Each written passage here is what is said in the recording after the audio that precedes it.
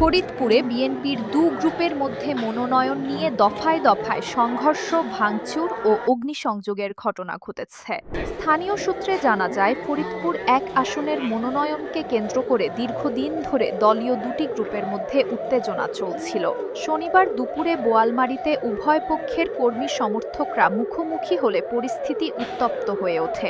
এক পর্যায়ে শুরু হয় ইটপাটকেল নিক্ষেপ, পরে ভাঙচুর ও অগ্নিসংযোগ। অভিযোগ রয়েছে, আগুন নেভাতে গেলে ফায়ার সার্ভিসের কর্মীদের বাধা দেওয়া হয়। পরে পুলিশ ঘটনাস্থলে গিয়ে পরিস্থিতি নিয়ন্ত্রণে আনে।